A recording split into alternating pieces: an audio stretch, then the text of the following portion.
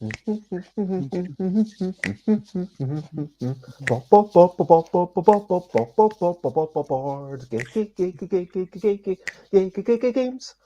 board games. We might be talking about board games with Dutch auctions, but we're not gonna shout. And when I say we're talking about games with Dutch auctions, that's because there's lots of other types of auctions that we'll mention. Board games with auctions is what we're talking about. That are listed under Dutch auctions on Board Game Geek, but we're not gonna shout. Hello, good morning, good afternoon, good Good whatever it is, wherever morning. you are. Hello. 10 a.m. ish UK time. Time for Busy Beats and Board Game Leather. And today, episode 859, I am continuing the Pondering Mechanics series after I did have a brief name change, but got some feedback that Pondering Mechanics is a better thing. I should stick to that. Yeah, With good. Alan Paull, we Hello. are talking about Dutch auctions. How are you today? And what are your thoughts on this? And what the thing that puzzled me there, what number are we on in your 859 859? Crumbs. That's for amazing. Busy Beats Brilliant. and Board Game Leather, yes. That is, yeah. Well, there we go. Sounds like a starting position of a Dutch auction, but actually it's going up.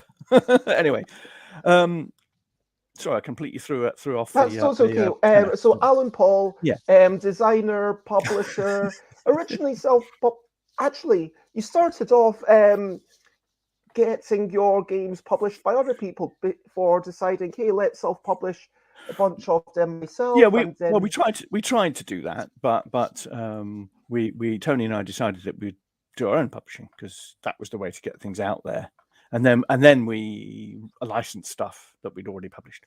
Yeah, but now I publish partnerships with other publishers, and now you're a small. I mean, what does independence even mean these days? I was going to say a small independent. I mean, that basically means you're not publicly traded, I guess. So, well, yeah, we're not yet publicly traded, no. Which applies to 99% of board game companies. Yeah. Mm-hmm. But yes, anyway, Dutch auctions. We are talking about Dutch auctions today. But first of all, let's talk about recent highlights, live life and scene sites, recent highlights, playing games and other delights. Recent highlights. I got out, a lot of food got reduced after the local shop was closed for 2 days. And then because of Christmas and Boxing Day, I got a couple of prawn salads, which were very nice. And I had some avocado in the fridge now for today, and also a vegan sausage roll, which was quite horrible. That you have to be very careful with the vegan sausages and experiment with different versions till you get one that you like. Actually, I have to say, mind you, I tend not to eat vegan sausages, to be honest, because I like meat sausages. You know. That's the way. That's totally fair. But what would you say are some of your recent highlights? I've not been doing much because of still getting over stuff. What have you been up to, Alan? Well, I'm the same in a way. I've been getting over my second bout of COVID, which I had, I had the main part of it at the end of November, early December, and I've been still getting over it, which means I've been relaxing a lot. But I mean, highlight. Well, I mean, from our perspective, because we celebrate Christmas in the very traditional way. We have family around. So Christmas Day, we had 8 of us. So we had both my daughters and their husbands and family around. So we had 8 of us, and we had an absolutely wonderful lunch. The food was amazing. We have this family tradition of all chipping in with cooking something. So Charlie does the turkey, I do the Christmas puddings. Nice. Vicky and Jen do the although normally Christmas pudding you do from a long time before. Oh yes, we usually, well actually to be fair, although I say I do the puddings, we usually get everybody around and everybody gets a chance to stir it all up, and we make a bit of a day of it. And because we've got an 8-year-old and a 5-year-old grandchildren, they do lots of stirring they stir it up, which is nice. And it's an old family recipe from my grandmother. So we keep that tradition alive, and we usually make enough so that we have loads for Christmas Day, and then each family can have one Christmas pudding as well, separate. So we have lots. It's really good. I think that leftovers are a big part of it. Leftovers. I mean, you don't want too much, but you want enough so that you can have that lingering remnants going on. To be fair, we had second Christmas dinner yesterday lunch, which is basically there's so much food left that we have another turkey dinner with all the trimmings, with the leftovers. So that was really good. And we've got turkey soup to come today. It's all looking great. But the other highlight I have is playing some relaxing games of Ark Nova with Charlie. Actually, that was really nice. So that was very good. Enjoyed that. Although relaxing games of Ark Nova seems like a bit of a non sequitur, doesn't it? But oxymoron or whatever it's called. Yes, but we did it. We did it anyways. Well, if you don't care too much, and if you're willing to accept that you're playing suboptimally, I think it makes a big difference compared to if you're going to stress about every single move. Yeah, we try not to stress.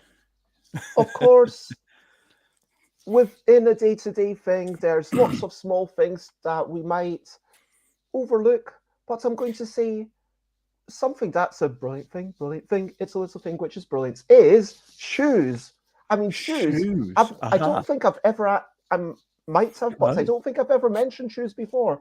I mean, they're just brilliant. You put them on, they protect your feet. You can go outside. They keep your feet relatively warm in the cold times like this. But more importantly, they mean you're going outside, and it doesn't matter if there's, I mean, hopefully there isn't, but there might be broken glass on the road. I mean, there might be something, there might just be pebbles or, something that you don't necessarily want to put your bare feet or feet with just socks on. It might be wet. Shoes protect you from all of that. And shoes are brilliant. What do you think, Alan? I think that's right. I mean, I particularly like Crocs, actually. I know it's a bit of a fashionable thing, but we have Crocs because it means we can just slip them on, slip them off, slippers inside, Crocs outside. We can trot off up to our games room, which is in the garden, without getting our feet wet or slipping over in the leaves and things. Yeah, shoes, good things. Yes, I'm with you. I have a book of the fortnight, which is my brilliant thing, which is The Rise and Fall of the Dinosaurs by Steve Brusatte. It's a newish. Actually, when was it published? It's quite new. I think. Oh well, I can't read with these glasses on. Hang on. Let's just see. When does it come out? I still can't read it. But Rise and Fall of the Dinosaurs. Oh, 2018. Not that. Yeah, okay, 2018. So 4 years ago.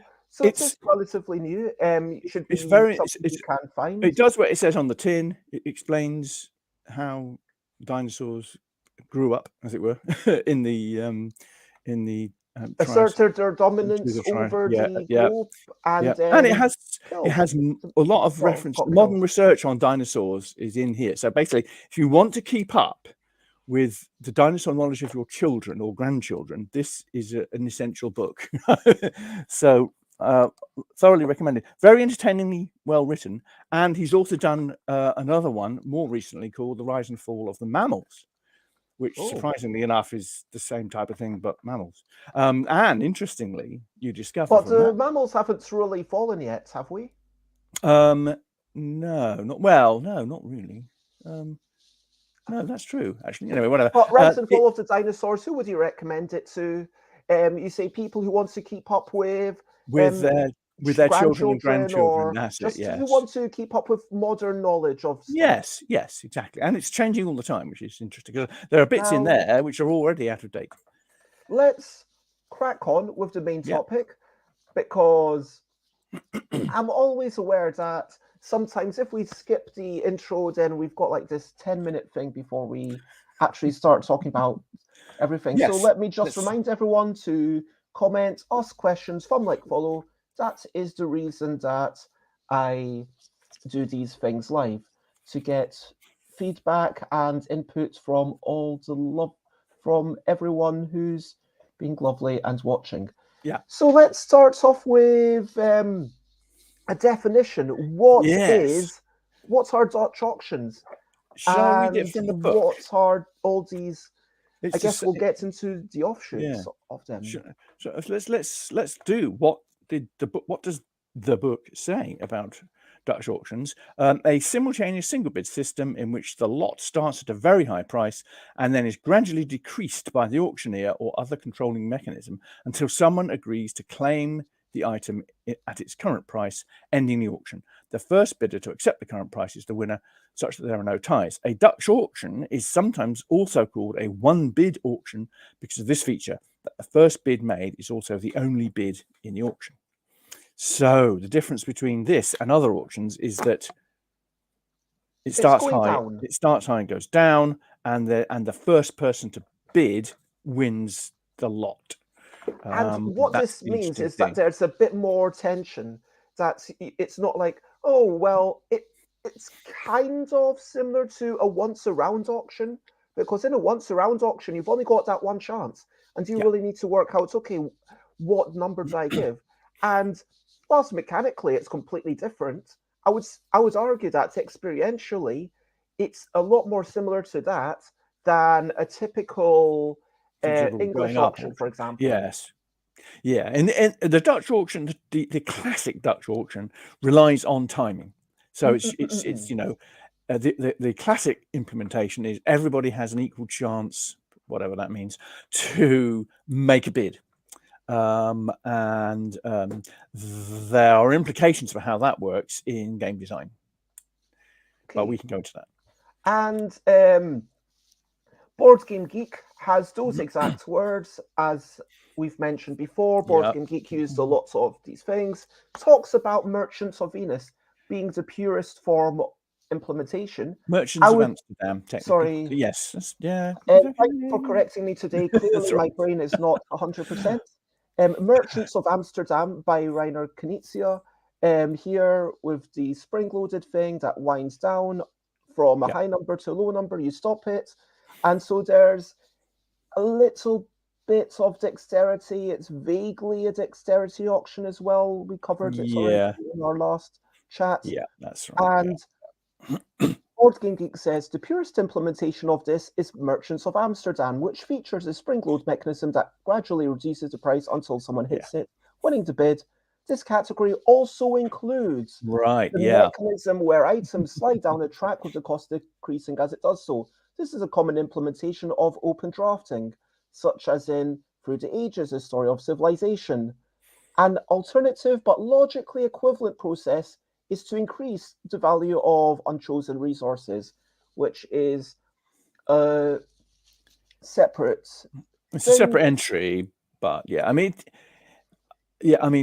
we can have a discussion. We will have a discussion about this, but I don't really think that that's a Dutch auction. I would rather see that mechanism separated out, which is in fact, it is partly separated out through this increase in value. But I think market row, the concept of a market row, which if you look at the text in the book, the further text in the book, it discusses the market row in the context of Dutch auction. And it does the book actually does say, well, it's not really a Dutch auction, but it's got similarities to a Dutch auction.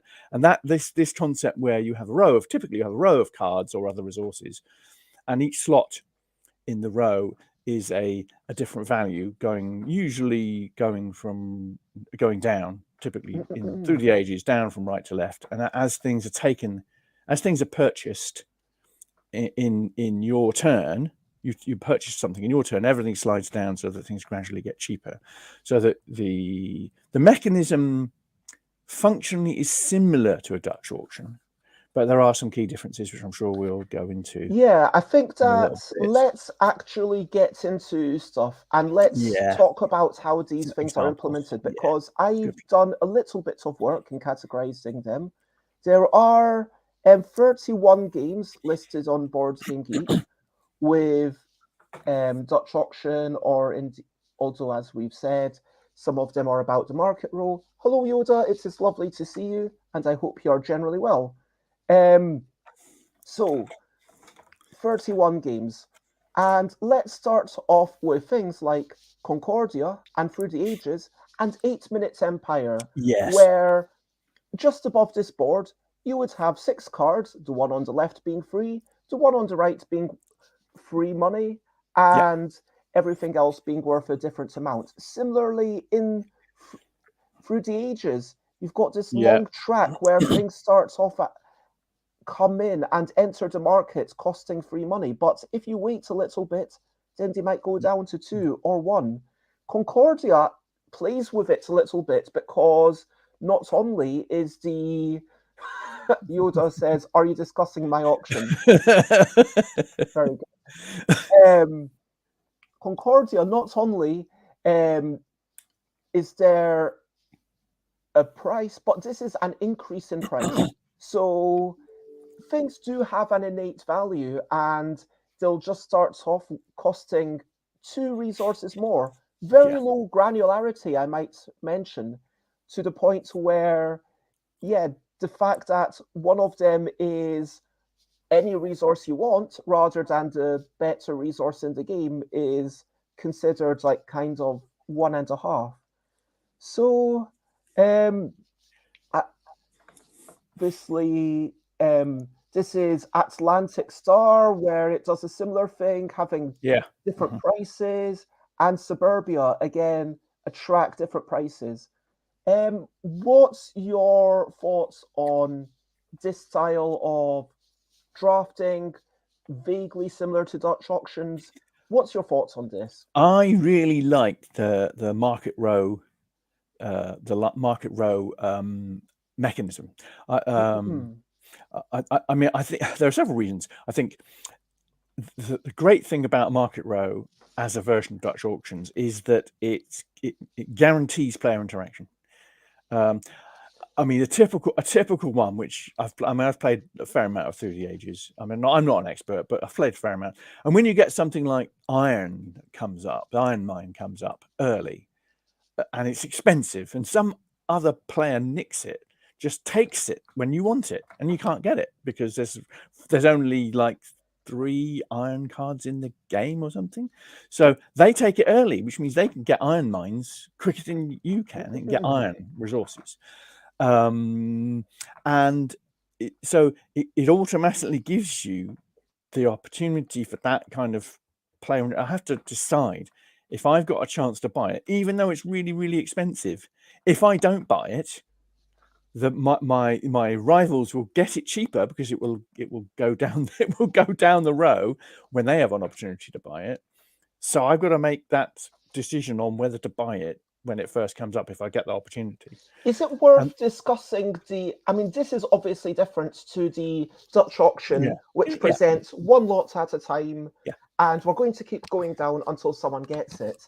Is it worth us discussing at this point the differences, not just... let's do that. Yes. I mean, the traditional Dutch auction is like in Merchants of Amsterdam. Every player has got the same opportunity to buy. So the price comes down, and you've got the timer going around in the middle, and as Bez has said, you get that opportunity. It's a bit dexterity-ish, so you can slap your hand on thing and stop the auction, and that will actually mean you're bidding and you get it. So at least in theory, everybody has the same opportunity to make that purchase. And the interesting thing is that there are no turns. The real-time aspect is a big part of it, actually. That's right. And even going to a turn-based mode, continuing ground the table and having people bring the price down and down it has some similarities, but it's already removing itself. I think it's fundamentally, that's why I say I don't think a market row is really a Dutch auction, because the point of a Dutch auction is that everybody has the same opportunity to purchase, and it's all about timing. But whereas if you use the turn sequence to do this, so I get a turn to buy at one price, then the price goes down slightly between turns, and then you get a chance to buy. We haven't all had the same opportunity. In fact, the typical thing it can happen in Through the Ages, where a card comes up, and when that card comes up, one player has effectively can just buy it, in which case none of the other players have had an opportunity to buy that particular card. So there's an element of that's not fair. Yes. I mean, it's part of the game, obviously, but there is that element that it's not giving you a fair crack of the whip, And like a it's Dutch really auction would. worth pointing out that any turn taking in an auction does give you different chances. And so, because something is going to come out at a particular time, the other thing that I think it's worth noting about a market row or anything where there's multiple things going on at once, where, well, you've only got the opportunity to buy one of them. If it was multiple lots with, well, I could put a bid on all of them if I wanted. Exactly. That's much more similar to a Dutch auction, to my mind. But only being able to buy one of them, well, if there's not enough variance in the utility or value of these things, there's a strong temptation for me as a player to just focus on the cheaper end of these tiles. What's actually pushing me to spend money that I don't have to. And so if you don't have that change in value, this market row becomes a bit pointless and uninteresting. Not really a market. Yeah, not really Whereas, a market. Even without a difference in value, a Dutch auction can still work. Because let's say everything was worth 2. Let's just imagine it's not a case of, well, I could get this for 2 or I could get this for free. I'm clearly going to take the thing for free. It's a case of, well, I want to take this thing for 2, but someone else also wants to take it for 2. That means that maybe in order to get anything, I need to actually start spending slightly more money. I need to get in a little bit quicker before it goes down too much. Yeah. And so there's... Yeah, but if we home in on that a little bit more, so we've got with the market row, you've got the difference. The difference usually is that that turn sequence that defines when you can bid, which is whereas a Dutch auction usually is simultaneous, and the other major difference there is that so it's not simultaneous in bidding, and you've usually got a in a market row, you've usually got more than one lot, whereas in a traditional Dutch auction, you've only got one lot that you need to worry about and think about at the time. Like in Merchants of Amsterdam. On Merchants of Amsterdam, you can have more than one thing in the lot, but it is only one lot. Whereas in Through the Ages, you've got the whole card row to look at and analyze. So it feels fundamentally different, and you can kind of see the difference, because in a market row, there are two interesting things about a market row. One is very often they don't use a classic currency. So in Through the Ages, the currency things, those bits at the bottom there, are in fact actions. So they're action points. So you're paying in action points. You're not paying in a currency. So it's using action points as if it's currency. So if I take something which costs 3, I'm denying myself 2 actions in addition to the one I would spend to buy it, which is slightly weird. And also, you can tell the major difference here is that the high value versus the low value is usually quite constrained. So in Through the Ages, it does go from, I think, 3 down to 1, or does it go 4 down to 1? I can't remember. 3 down to 1, certainly. Down to 1. But in some games, it only goes, I think with Concordia, it's like 2 or 1 or 3. So it's a very, very, very constrained set of values. And that suggests to me that it's quite a different mechanism from a Dutch auction, which generally starts very high and goes down, sometimes quite quickly. So with the Merchants of Amsterdam, you've got a lot of granularity in the price. So there's quite a major few differences there. However, I still think that looking at Market Row in some detail is probably quite a good idea, and we can do that. We can do that through these examples. But you'll notice, I think, that most of the examples we're going to use are, in fact, the Market Row version. No, this is us talking about the Market Row. So I thought we'd talk about. I've categorized these games so they're all one at a time. So if you've got anything more to say about Market Rows, as we're calling them, I think that's a good term. Let's say it now. I think the other thing to note is that it is slightly weird the way that things depreciates in value. If I buy, let's say on this spread of Suburbia, let's say I buy the middle one that's valued at 4, then that should mean that the thing that was valued at 2 presumably is also a little bit overpriced, comparatively speaking. I mean, there's no real reason other than ease of implementation for everything on the left to become a little bit cheaper. Really? Sure, it makes sense that, okay, the 6, the 8s, and the 10 were slightly overcosted, so they'll become cheaper. But presumably the other things are a bit overpriced as well. So that feels a little bit odd to me. I feel like a purer version of the Dutch auction would almost be, I guess I'm going to bring it up. Castles of Burgundy. I mean, sorry, Castles of Mad King Ludwig. Yes, Castles of Mad King Ludwig. You have a really fascinating set of auctions that, not really a set of auctions. Everything gets given a price, and then people either buy it or not. And then the master builder adds some money to every tile that was not built, that was not sold. And so if they're sold in the following turn, then it's effectively a discount on wherever they might get put. And it is sort of a Dutch auction over the long term where things are getting cheaper between rounds because they've stayed. But I think that this method of just saying we are going to put money on everything that wasn't bought feels a lot more similar to a Dutch auction than just, okay, we're going to decrease the value of or decrease the price of those things that cost more than whatever you put on. Yes. I mean, technically, logically, the argument is that increasing the value of things aren't bought is the same as decreasing as bringing the price down. Oh yeah, for sure. But the big difference is that in the Market Row, you don't do it to everything. That's right. Yes. In the Market Row, only the more expensive stuff. The more expensive ones go. That's right. So yes. Like I was saying, if you buy the green, that's 4, correct. Yes.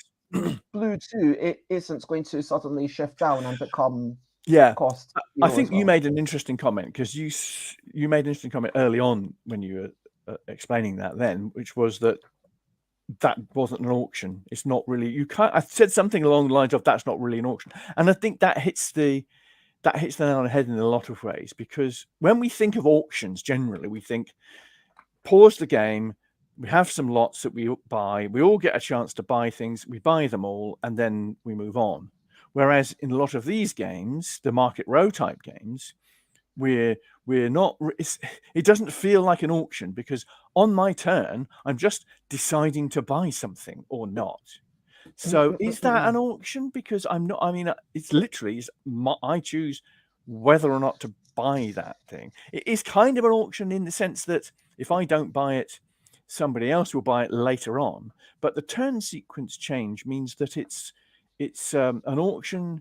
If it's an auction, it's spread out over a lot of player turns, and it kind of doesn't. It doesn't really feel like an auction. I get what you're saying. Like it feels like an auction should be an event. Yeah, it should be a case of, hey, we're going to focus on this for a while and let's do this. I mean, when you've got something in the middle of the table and all eyes are on it and everyone's trying to evaluate the price and decide, do I bid a little bit more or conversely, for a Dutch auction, oh, do I wait a little bit longer, hoping to get it at a cheaper price, or do I need to bid right now? It's a spectacle, and a market row is kind of it hasn't got denaturing it, watering it down.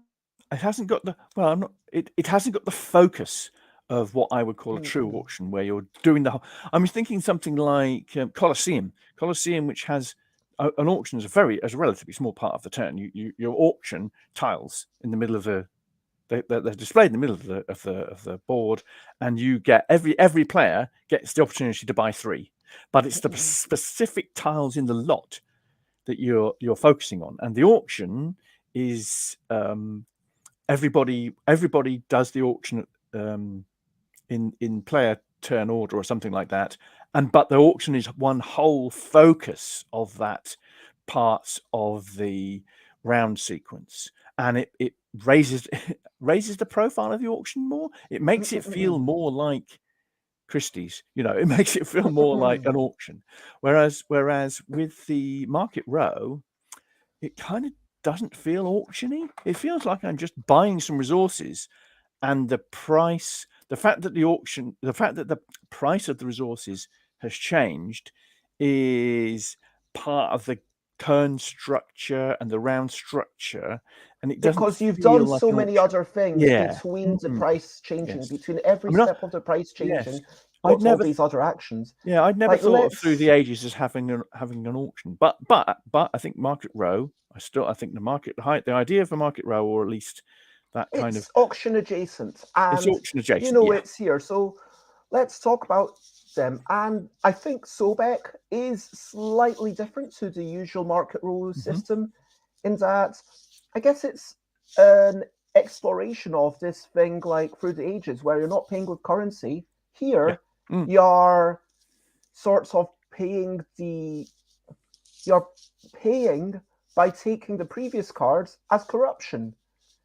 And corruption obviously being a problematic thing at the end, it's going to mess with how likely you are to win the game. It also takes out a whole bunch of cards, which is interesting. So essentially everything in that remains is going to become cheaper. It does mean that if you buy number 4, then number 5 is suddenly going to be available for free, because you don't have anything. And that definitely feels fundamentally different just by getting rid of everything that was available before it. What do you think of this system? I think it's a lovely, tight, well-implemented method. It's clear, it's clear, it's decisive. It really is a lovely implementation, and because Sobek is a relatively shortish game, isn't it? And it's very tightly designed. Everything you do is vital to how it's going to play out, and I do like it. I'm not sure if we've got a copy. I think we might have, but it hasn't seen much play. But it's a lovely implementation. I like the fact that it's really tight. It's got that clarity. And one of the things I was going to say about the advantages of the market row when it's implemented really, really well, is player interaction, which we've mentioned, because if somebody's taken those cards, that changes how I address the whole thing on my turn. It's got speed, which it does share with Dutch auctions. At least it's got speed. There's one bid, you get the lot, and that's it. It's got clarity. I mean, something like Through the Ages, it's got that. I know I've got that clarity. The market row is one of the reasons for having relatively little granularity in a market row is because it's very, very clear to the players how much things are going to cost. So if it's only going to cost 1, 2, or 3, that amount. If it had more granularity, it'd be a lot harder for people to assess the value of things.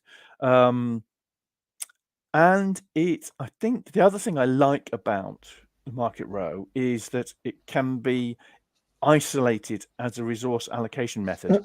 So in terms of game design, if you need a method of resource allocation, particularly if you've got cards or tiles, something which can be easily put into lots, it's got that that mechanism can be isolated, and it means that you can pick a particular design of how that market row will work and experiment with how that fits with the rest of the game. So there's multiple ways of implementing the market row. I think with the market row, as designed in Sobek, okay, all that corruption, it's only going to impact you if you've got the most. Yes. So it's got a lovely thing, kind of like, well, not really like high society, although parallels could be sort of drawn. But certainly in a 4-player game, if one person's way out in the lead, then you don't care too much up to a certain point. And that up to a certain point is interesting because obviously between the middle of the round and the end of the round, there's still opportunity to overtake them and have more corruption than them. Yeah. And at what point is that viable? Now, without having that exact mechanism for corruption, it could just be that these were -1 points each. But for me, the interesting thing is clearing out all the cards. Yes. That does require a bit of homogeneity, because if you didn't have repeats and duplicates of certain cards, that could be incredibly aggravating. To say, oh, I needed to get this, and now I don't have a chance. Anything more than 2 players, there's going to be some cards you just never have the chance to get to. But yeah, I mean, that is an interesting one, because Through the Ages can occasionally have that problem. For example, in Through the Ages, if a specific really important card like Iron, for example, if it comes out in a certain order, it could come out in an order where only one player can buy it. I mean, that's quite rare, but it can certainly come out in an order where only one player can buy it at anything like a reasonable price. And that can feel unfair to the player who doesn't get that particular important card. I mean, I'm not saying that's a game flaw, but I'm saying it can give that perception. Oh, I didn't get the chance to buy that card, even though there are enough cards for all the players to buy it. I didn't get a chance to buy it because of the way the cards came out. It can feel a little bit unfair. Into the theoretical and hypothetical, I do wonder whether there needs to be a little bit more of a short real-time section in more of these games. I mean, Merchants of Amsterdam is a fairly cerebral game despite having these real-time auctions. And maybe more games need to embrace, okay, this is a strategic game, but it's got this one real-time aspect. I think there is definitely a place for that, because if you take the very old Civilization, Holland Trefoil Civilization game, which has real-time trading, it actually has real-time trading as as an intrinsic part of the game, and it's a very complicated, technically difficult game in the other aspects, and yet it does have real-time trading, and you could certainly have real-time auction in some of these games. But if you have a real-time Dutch auction, I kind of think you have to have what I would call a real currency. And one of the differences in a market row is you don't have to have what I would call a real currency. So you can have, it costs you a certain number of action points to do this, which is kind of a currency, but your main purpose for the actions is taking actions. Action points are for actions; they're not really for buying things. So yeah, it can be a cognitive, something that a newcomer might struggle to wrap their head around. Yeah. If we talk about in Castles of Mad King Ludwig, at the end of every buying phase, then everything that didn't sell essentially becomes cheaper. Yeah. You get 1,000 marks added to it. Which is obviously the classic Dutch auction idea.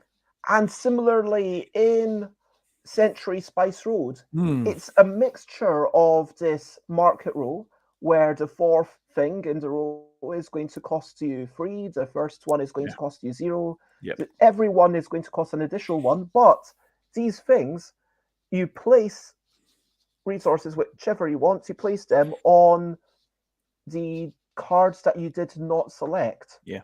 And that's an interesting one where you're not only, it's a very, very elegant way of paying for what you're buying and decreasing the cost. So it's a closed economy.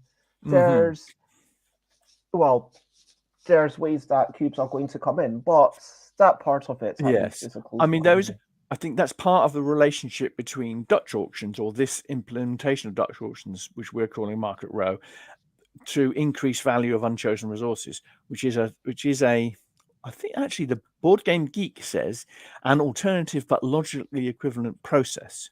Increased value of unchosen resources. An example of this is Dune Imperium. Dune Imperium has got a kind of trivial example in a sense. There are 3 spaces in Dune Imperium where you can get spice as an action placement space. Each action placement space which gives spice, which isn't selected, will get an additional spice on it in between rounds. So you've got an increasing value. The game is bribing you to take the spice action, partly because it's Dune, it's about spice, so you'd want that. I wouldn't really ever call that a Dutch auction, although it's very tangential. There are only 3 spaces. The value increases each time somebody doesn't select it.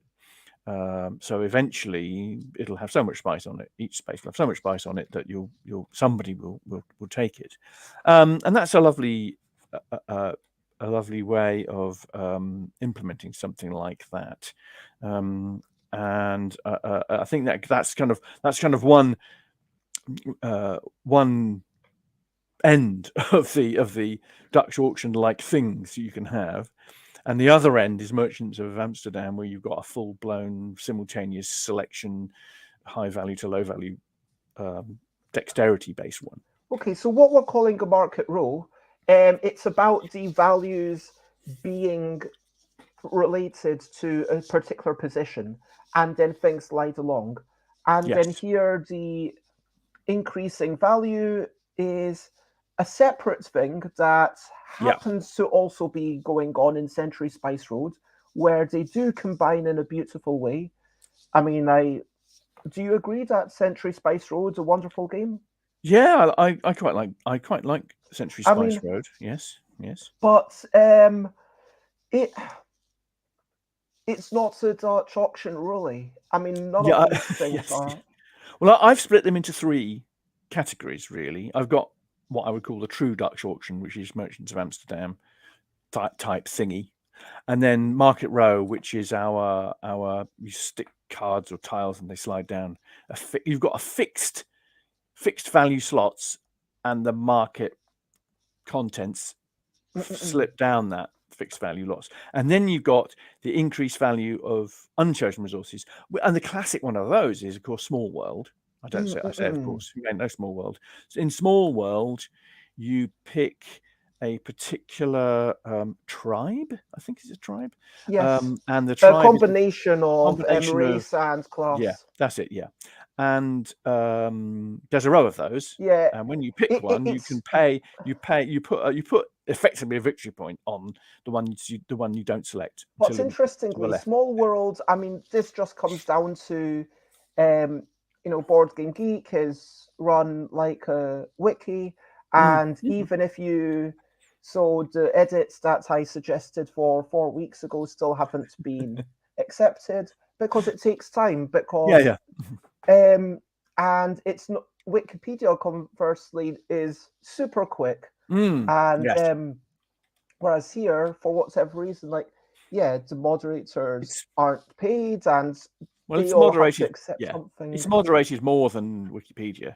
Wikipedia, you can get things changed. Anybody can put an amend on Wikipedia, and there's no and moderation. The problem there is that it's likely to be just how the game was first submitted. But to my mind, there's zero difference between this and Small World. Yes. I mean, in Small World, similarly, you are paying those victory points. The third one, you will have to pay 2. The fourth one, you'll have to pay 3. So it's got that whole market position, and it's got, so yes, if this is in this category, then so should Small World. Oh, interesting.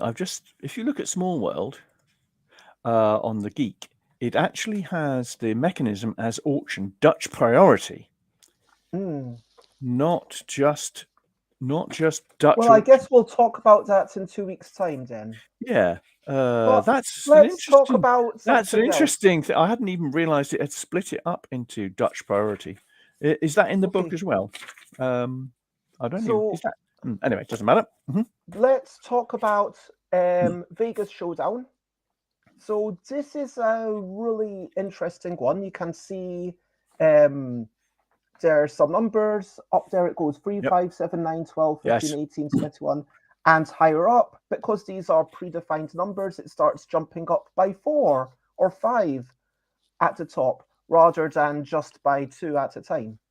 Now,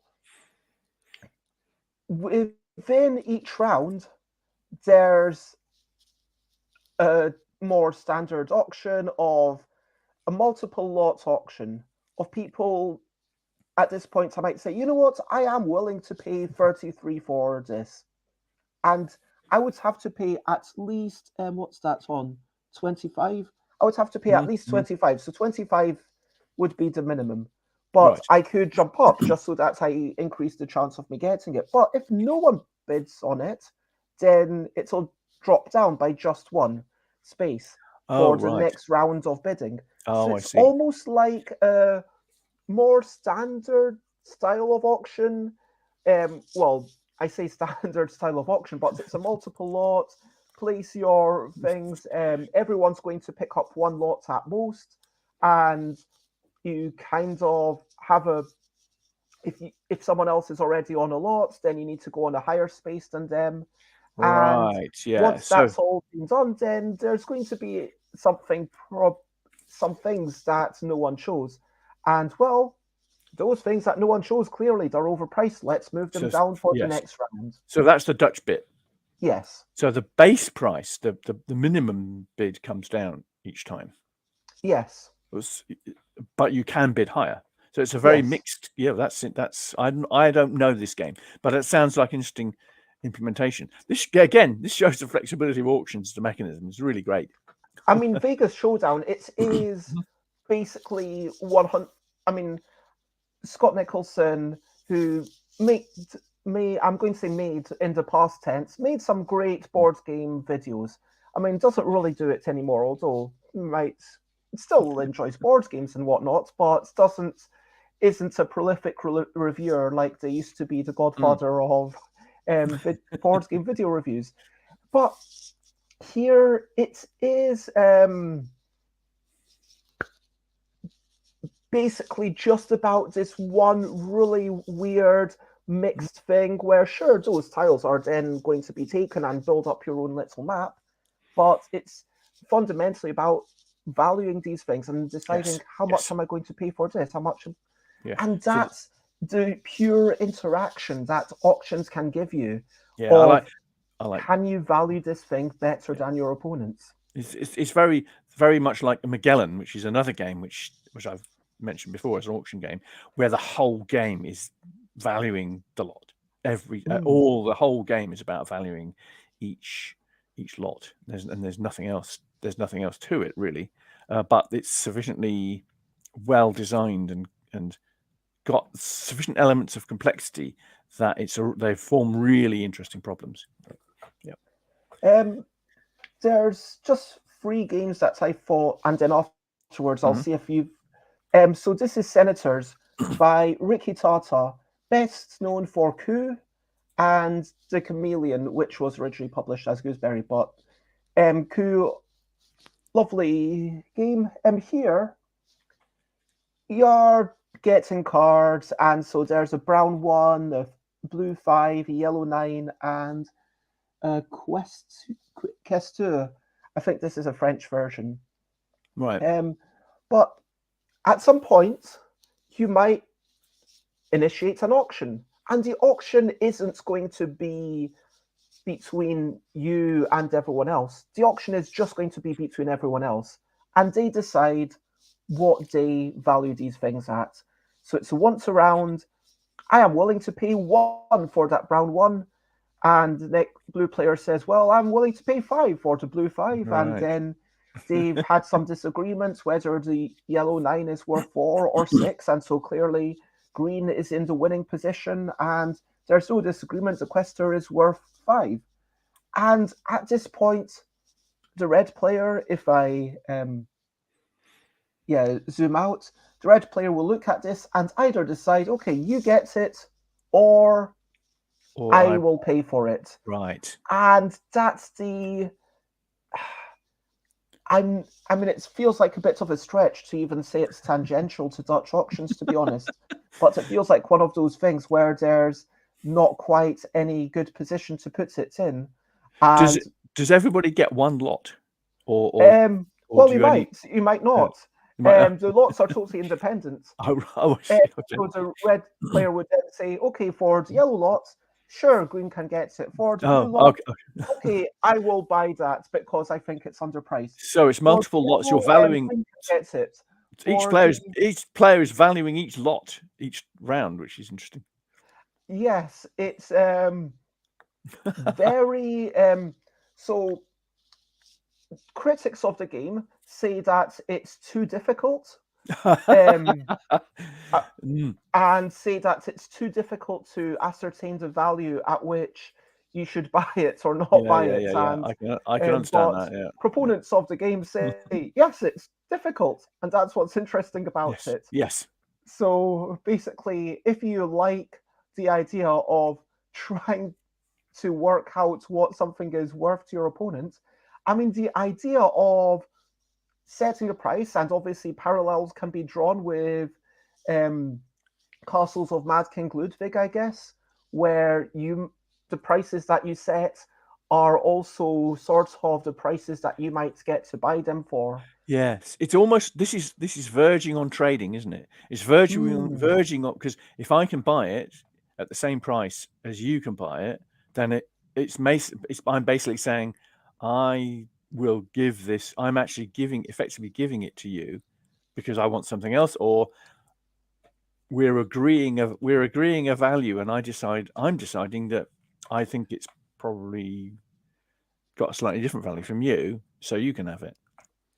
I don't value it quite as much, and that does verging on trading. I like that. I mean, yeah, it's interesting. That's a very interesting thing.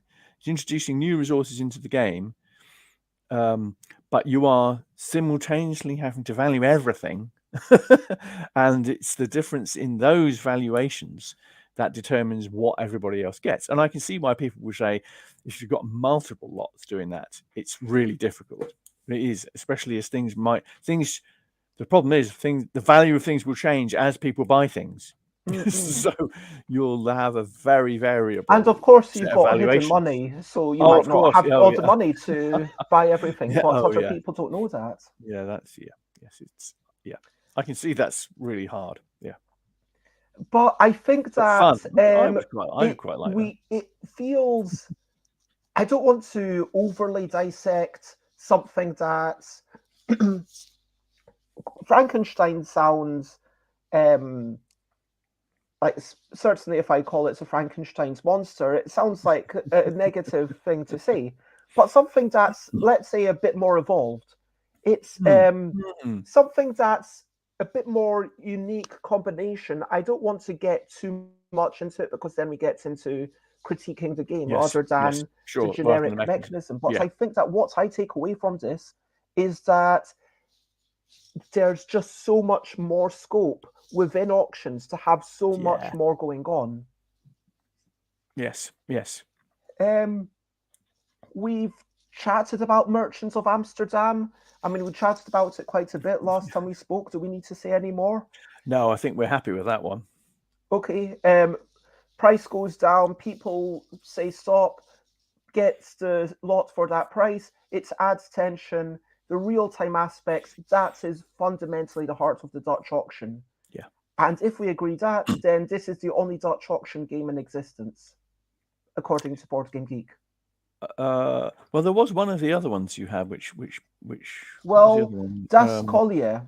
Das Collier, which was another one, which was. So you've got Yes. these cards, but again, this brings in the turn-based nature. It's still turn-based, this one. Yes. Yes, it's Now, still going in clockwise order, each opponent is allowed to buy the gems at this price. If everyone refuses, the auctioneer lowers the price by 1,000. And so again, the person to the left of the auctioneer always has first right of refusal. Yes. I can see why you'd implement this, because you don't necessarily always want to have a dexterity or a timing issue, because assessing that in a game with no umpire is really difficult. And even if the auctioneer does the assessment of who was first, the auctioneer isn't a neutral player. If you've got an umpire who's neutral, then you can do it effectively. The mechanism in Merchant of Amsterdam is a neutral umpire, because whoever Merchants managed of to slap their hand on it is really interesting, because you need that whole mechanism. You would need basically a digital app or a spring-loaded mechanism in the same way. That it's interesting with Merchant of Amsterdam. Clearly see whose hand is on the bottom. That's never going to be in question. And you remove your hand, you see the value. That's never going to be in question. The interesting thing I find about Merchants of Amsterdam is that they could afford to do that mechanism, which is really interesting. The fact that they could afford to have a clockwork mechanism in that game, and when that came out, was, I think the fact that it was in there meant a lot of people were interested in buying it, because it's such an interesting thing to have to include in a board game. A 3D clockwork mechanism, particularly then. Nowadays, probably not so innovative or not so unexpected, maybe, because there are lots of games with unexpected 3D or working components in them. I suppose now, if you had a game which had a digital version of that in the game, in the board game, in the box, that might be quite an interesting addition. But again, I don't know how much those things would cost at all. But it's interesting. Now, there is a small wrinkle here where, if an offer is made to buy, then the auctioneer can buy for essentially 1,000 more, and that 1,000 more goes to the other person, and also the auctioneer gets half of the money, and so there are small wrinkles. But that turn-based nature, what do you think that does to the game? So, to me, it's just going to add a bit of resentment if the cards that I really need and the player to my it means that I can't get into battles with the player on my right. Yeah, I think the turn-based mechanism, I can see why people do it. It's because it means you've got a means of working out the result of the auction without it having to rely on a timing mechanism, which can be problematic, because in Merchants of Amsterdam, if you're not very quick at the dexterity aspect, you're not going to win the auction, and that is a bit problematic for some groups, for some people. So I can see why people don't do those kind. Or if you have to shout out, first person to shout gets it. That's not really going to work. So adjudicating ties becomes almost impossible. So I can see why the turn-based mechanism is quite a common implementation. And really, what you've got to have if you've got a turn-based mechanism was one that at least feels mostly fair. And as you said, if the turn-based mechanism gives somebody a clear advantage, and I can buy this really powerful thing before anybody else, and it doesn't feel fair, then that can be a bit of a problem, and that's possibly down to how much granularity there is in a market row, possibly. So you have to implement it. You have to implement those very, very carefully. I think I've got back to Through the Ages. I think Through the Ages does a really good job of that, because that does have multiple instances of each card. So and when you can't buy a card if you've already bought that type. So if you've already bought iron, you can't buy another iron. You can't deny a player a chance to get it. So that does work, I think, and to my mind, doesn't feel unfair. My opponent may get an advantage from buying that card before me, but that means I have had the opportunity to buy other things which might be cheaper because my opponent chose to buy that powerful card more expensively. So that still feels fair. So the advantages you think that of the this world is primed for an app-driven Dutch auction game? Because if you could get everyone to have a finger over a screen and then, hit their little parts of the screen or other people when the price in the middle goes down, then you can develop something probably for not too much compared to the price of having all those spring-loaded pieces. I would have thought so. The only difficulty you have with those kinds of things is any kind of latency in the app. If it's on one device, then the latency is probably not an issue. But if you've got multiple devices, there would be. So there's still. I mean, just if it's one person device, needs to have the app. Yeah, Puts it in the middle of the table. So. Yeah, I would think that could be something which could be implemented. Again, is there still a problem with fairness in terms of sometimes apps don't react quite as quickly as you think if you stick a finger on it? I don't know, but it's certainly something which I mean, maybe it exists already, Bez. We don't know all of the games that are out there. But, I looked up, according to the games that are tagged on Board Game Geek, I looked at all of them. So this is all of them. Yeah. I would think it could be implemented. It certainly could be something like Merchants of Amsterdam using that. But do you think it would do well? Do you think there's a demand? I mean, I know it could be made, but do you think there's a demand? Do you think it should be made? Would you be interested in publishing such a game? It's not our kind of thing. It's a price there, I think. But I think there definitely would be demand. It's as a new type of auction. The slight difficulty with it is it feels a bit like a gimmick. So I think it depends on how well it's implemented, because it does feel a bit like a gimmick, and you'd have to get over that, I think, in terms of marketing. Yeah, you'd have to say, well, what does this actually bring to it? What does it add? Yeah. And so we talked about the market rule, which has a lot of examples. We talked about Sobek, which clears all the stuff. We've talked about Vegas Showdown, a weird mixture. The one Senators, which is, again, a weird mixture. And I think both Vegas Showdown and Senators show that there's so much scope within auctions to mix and match them. And I think, it does make sense that these things are divided. Merchants of Amsterdam, the one true Dutch auction, and Das Collier. I don't know how to pronounce it. It's German, so could you help me? Collier. Which I believe means the necklace, and you're buying stones of different values, but it has inherent value, but you might pay over or under the odds. Anyway, the turn-based nature does change it, and we've got all these different varieties. So to wrap up and go through our debriefing questions, how does it impact the game? How will it affect the experience at the table?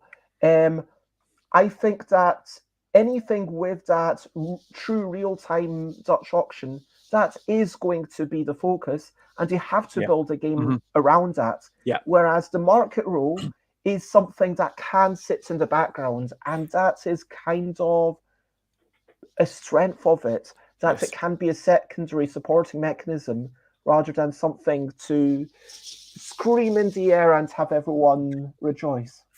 Yeah, I think the thing about all of these is that it is player interaction in every case. I mean, you have got built-in player interaction. Obviously, if you've got a true Dutch auction, you've got the fun element of how you bid. Whatever bidding mechanism you use is going to be an interesting and fun thing to do because it's real time. If it's a turn-based one, it's more cerebral, if I can put it that way, because you're thinking about it in your turn. But there is built-in player interaction, which is what you need in a game. So, yeah. And hello, Timmy. We're just wrapping up and talking about the auctions we've seen. How versatile is this as a whole? I mean, let's talk about them, I guess, in two senses. Like, I think we can put Das Collier and, like, maybe, I've got five advantages, which I think helps with addressing this. Okay. One is I already said, which is player interaction. It's very versatile because it's a way of injecting player interaction into a game straight off because you've got an auction. It's got speed. Whatever any of these they've generally got speed because generally you're making one bid to get the lot. Okay, you could argue that the more complex ones like the Vegas game it might take quite a long time to make the bid because you've got to work out a lot of different values. You've got clarity. It's one bid, you get the lot. And that's perfect because you haven't got a muddle. It can be isolated as a resource allocation method, which can at least have that perception of mostly fair if you've implemented it well, which means that if you're during the game design process or development process, you might decide to change it. And it might be relatively easy to change. So, if you've got a market row, you might change the values on a market row, and it's fairly easy to do. If you've got that idea that you increase the value of the resource, you could put constraints on how you do that. And that brings us to the last one is you've got multiple ways of implementing this auction method, this collection of auction methods. And that means you can fit it with the particular style of game you've got. And that's a really great thing that you can do with this type of auction. I mean, I would say that in terms of versatility, the true Dutch auction is not that versatile. No, I think, and that has been shown that it's basically only in at most 2 games. Yeah. And so, whereas conversely, the market roll mechanism is incredibly versatile. Yeah. And I think that if you are giving people something, why not I think that market roll or increased value. Increased value of unchosen goods is like definitely the way to go. And they are two sides of the same coin. I think that anyone who enjoys non-obvious choices would probably enjoy this. It's just a way of, frankly, allowing players to define the value of things. Yes, it's absolutely. A way of allowing players to say, hey, this is clearly better than that one, but they can still both exist in this one game, in this ecosystem. And I need to be cognizant of that. And I need to not take this until it's at this other position. Yes. And the real lovely choices you have to make is what granularity you put on those values. Do you allow players to set, if you have it very, very granular, if it's very fine granularity, then you're allowing players to really make relatively sophisticated determinations of the value of different things. If you put nice chunky values on though, then you're forcing their hand, particularly if you've got the value of things declining between turns very explicitly. You can really make it so that something feels slightly overvalued when they have got the opportunity to buy, but if they wait, then they know that somebody else is likely to pick it up, and so you have to make that selection. You have to make. Do I buy it when it feels slightly overvalued? Because if I wait, somebody's going to get it cheap, and those are the really kind of lovely decisions that you need in auctions. And is there any downsides that we should be aware of as designers about Dutch auctions? I mean, for the true Dutch auctions, I think it's the attention-grabbing nature of it, maybe the fact that it's slightly inaccessible with the real-time nature of it. And then as soon as you put it into turn-based mode, people can feel, oh, but they got all the chances. And that feeling of unfairness can be a big thing. And either you lean into that with something completely random, Or if it's a more strategic game, maybe you need a bit more granularity. I don't know. Or you can mitigate that by having multiple copies of the same thing, so that if you don't get it this time, you might get it next time. That's true. That's a good way of doing it. But that granularity issue is a big one. You've got to get that right somehow. If you make it, you could make it very, very, very granular, and that might just overstress players, because there are some players who will agonize over paying one more penny for this thing rather than what you're offered. And I know, and that can stress people out a bit. I believe so. Talking about Jeff Engelstein, I believe on one of the Ludology episodes, and I'm not 100% sure on this, but they talked about cheating, saying that they had cheated exactly one time in a game, where doing something similar to 18xx, where something normally costs maybe like 30 money, and they only had 29, and they just fought, and so they just put the money into the pot and said, okay, I paid 30, and then just took it, because they just felt like they deserved it, because they were only one short, and it was so unfair. And they did then say that they felt instantly bad, and they've never done that again. But it's interesting, when you're one short, if the value of something is 30, that can feel unfair and annoying. Yes. Whereas if you're one short when the price is free, it's like, okay, well, that's very fairly short. obvious. Yes. And you don't feel too hard done by in the same way. Yes, agreed. Yes. Yeah, I was trying to think any other examples of that. I can't think off the top of my head. My brain's not functioning quite so well as it should. Yes, there is that case. I am finding myself actually quite dizzy right now, to be honest. Let's call it a day. It's been a really good discussion. The last question that I like to ask is: have you used any of these in any games? I don't think I have. I mean, as I said before, because Charlie doesn't like auction games particularly. I don't think I actually have used these in any games. I feel it's a big gap, actually. I should have done, but we have done an auction game for Surprise Day. We did Fizzed, but it wasn't. It was more of a traditional auction. It's not a Dutch auction or a market row, really. I started, so my current game that I'm sort of focusing on is it doesn't have a name, but it's the real-time bag building game where you take shapes. It's either squares or double square rectangles, put them together. Right. Once you've got a 3x2 rectangle, you call stop, and then maybe there should be something in the middle for you to grab, just to make it clear who said stop. And then you execute all the commands, so it's kind of programming like Robo Rally. Right. And then you execute all your commands. You've got a middle board where you're doing combat. And then if you do a rest, which means that either there's nothing left in your bag and you do an automatic rest, or you put all the tiles to the blank side, or some of them only have blank sides. Those are the damaged tokens. You get annoying tiles when you get damaged.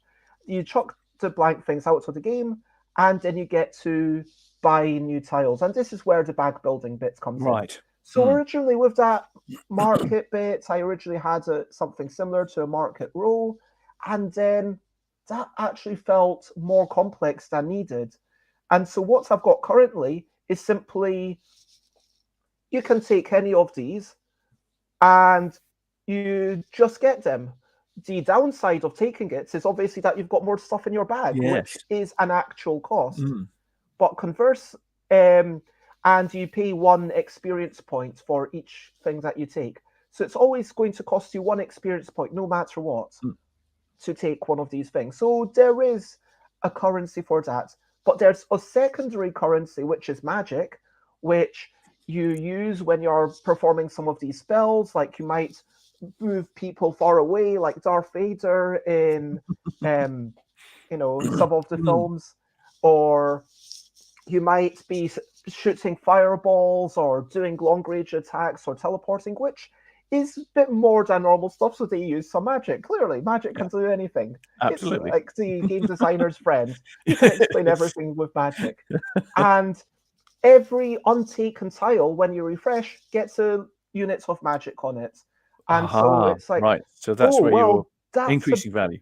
Yeah, it's increasing value. And so it felt like doing that just was more,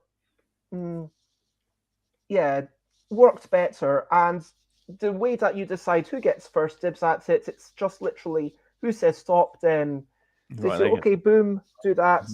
Okay, well, I choose this one, sure, a new thing comes out, and then everyone else chooses stuff. But I think that I'm not sure if I would do a Dutch auction, although I am very tempted if I can work with someone else to do the app to make that app-driven Dutch auction game, because apparently it doesn't exist, so it probably should. It should exist. I agree. Yeah, I it's not something that I'm going to have time to work on. I have so much other stuff going on.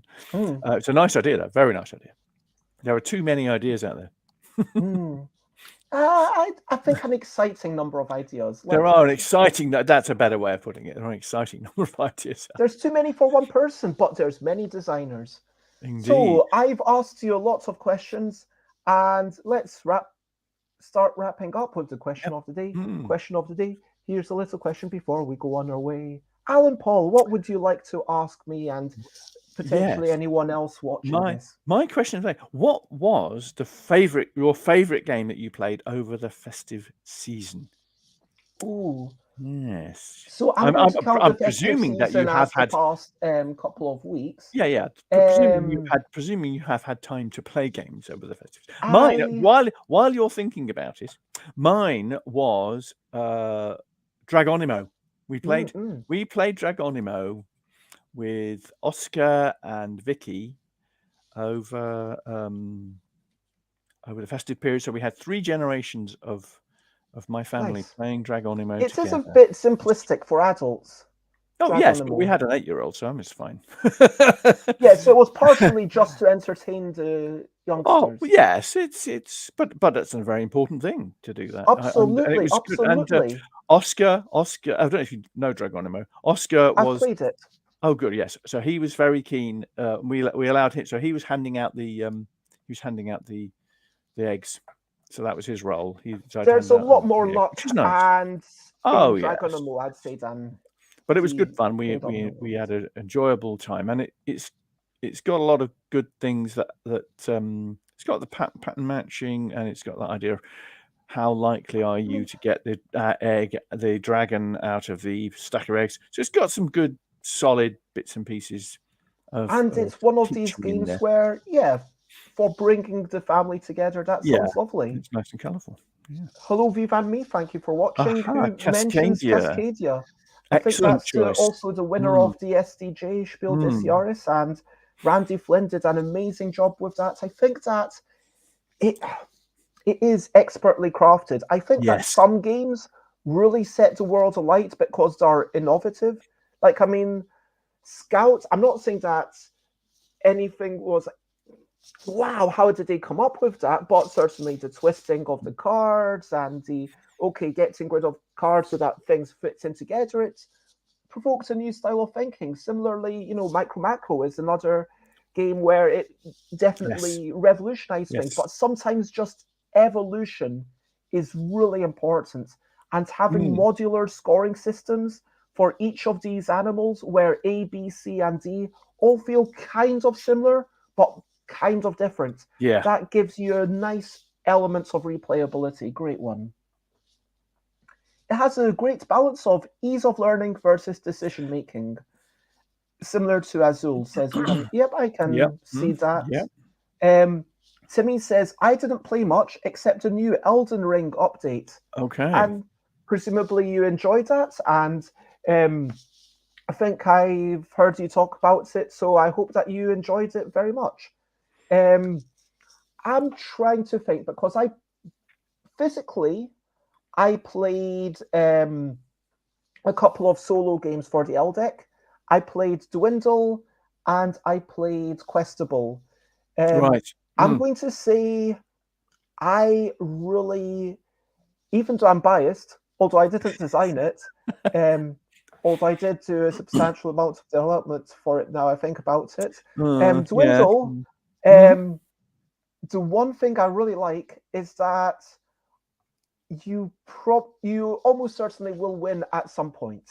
You start off with a bunch of cards, and like in the easy modes, I'll have to possibly in the 5, 4, and 3, 12. So in easy mode, you start off with 5 cards. Yeah, 1, 2, and yeah, you start off with 5 cards. You need to get rid of 2 of them. In the tricky mode, you start off with a bunch more. In epic mode, you start off with 12, and you need to get rid of 9. And even though it is epic, it's going to take you a bit of time. It's not going to take you like 10 minutes, but if you play by gut, you'll probably get through it in like 20 minutes or so. But you won't, your score is the number of words that it took you to do. Yes. And I think we've played that. Have we played that? Dwindle? It's a solo game. I'm not sure you have. No. In that case, probably not. No. So, the thing I like about it is that I played it a few times when I was at my worst, and I just didn't have the brain space to think of anything. But this is a game I understand the rules. I'll just okay. Here's a word. I'm making some progress, and sure, I might not be making as much progress as I want, but as long as I use one of the cards with a low number on it, and I keep doing that, eventually I'll get rid of that, and then I can focus on the next card. Conversely, if David Brain were to play, David Brain might be making these amazing 9, 10 letter words, which is possible in Dwindle, and you can score very well by doing that. But even if you're brain dead and all you can do are 3 and 4 letter words, you can still manage to win, and so I do really like that. It sounds relatively relaxing, so it kind of self-adjusts to your mood. If you are willing, that's a really good idea. Accept that I will not get a good score. Yes, that's fine. Either you can play it and be like, I'm going to try and get the really good score, or you can be like, yeah, I just want to play it and have something to do. And I have to say, there's a solo game, Airborne Commando, which Stratomax did, and that has got a nice relaxing feel. Once you know the mechanics, it's relatively easy to quotes win, to get an actual positive score. There's a bit of a contradiction there, where a war game to have a relaxing feel. But well, yes, it's a fairly abstract game, but it has got a warfare. But yeah, but to actually get your best score, get a high score, if you've got more brain power, you know you can do that. So you can play the game just to get a score, or you can play like as you were saying there, you can play hard when you've got a really good big brain space, and you can play for trying to get your best score.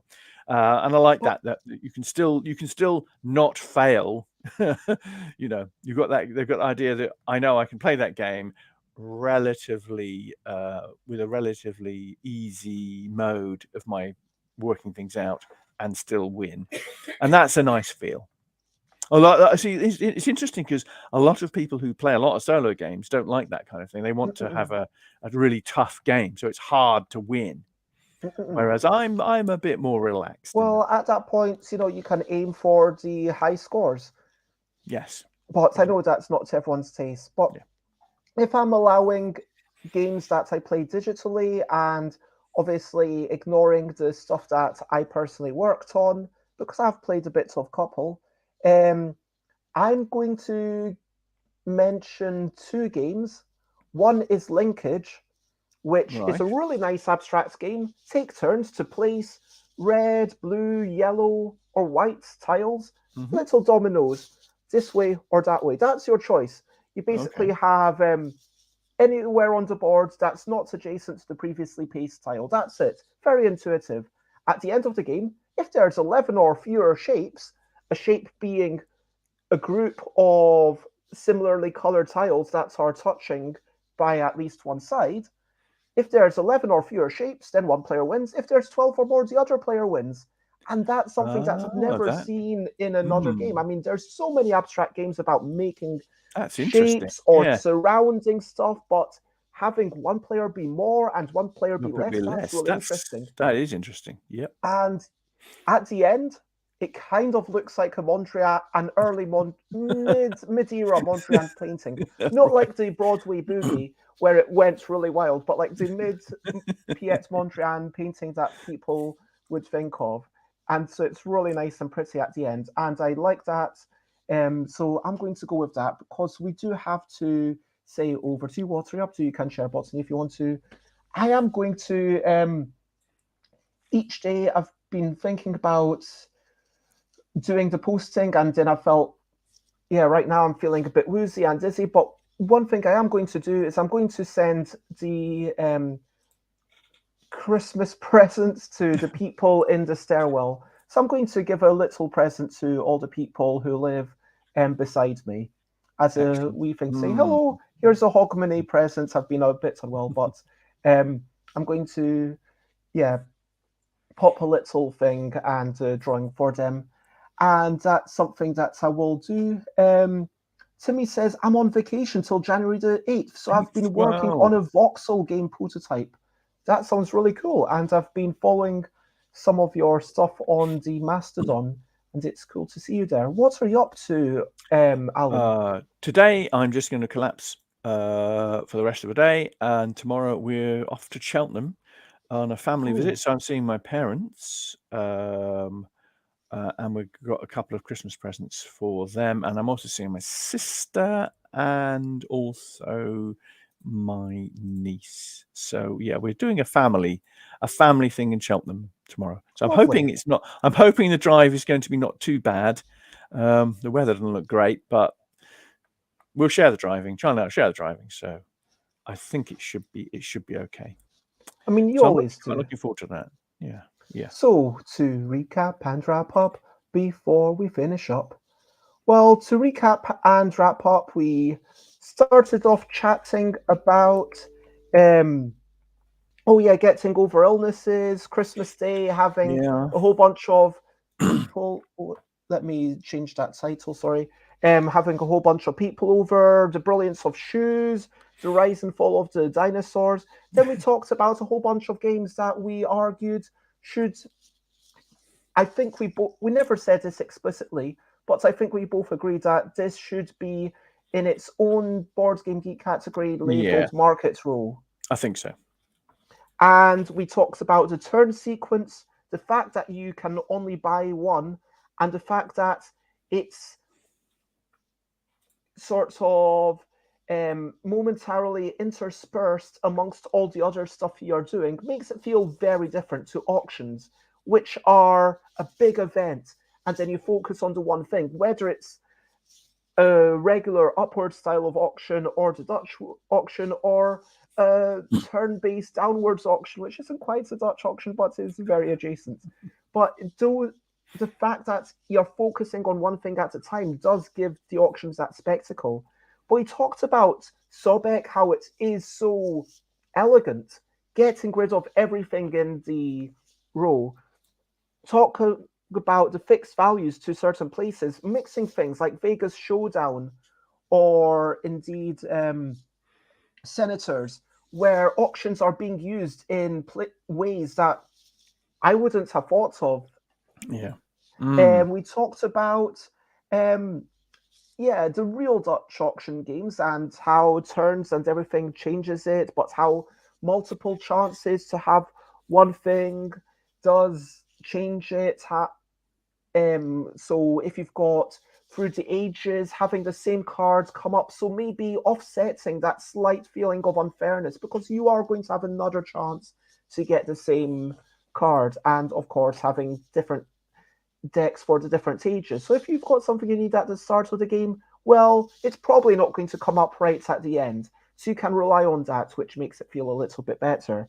Talking about granularity, how it has both the benefit of being able to make this decision, but also the stress that someone might just feel incredibly frustrated and think, well, what am I even doing? And end up cheating if they've if they're only one money short of something that costs 50. We talked about it does increase interaction. As a real Dutch auction, it's not very versatile, but Market Row is. Generally, just be mindful of you do need different values of things to make it interesting, because, and I think that's one thing that I've maybe done badly in my current game. Maybe I've been too focused on making all the tiles actually similar in value. Maybe I need to have a bit more of a band of value so that sometimes there is something that takes 10 magic on it before anyone picks it up, because it's a feature, not a bug. We talked about me using it and about the idea of the digital app.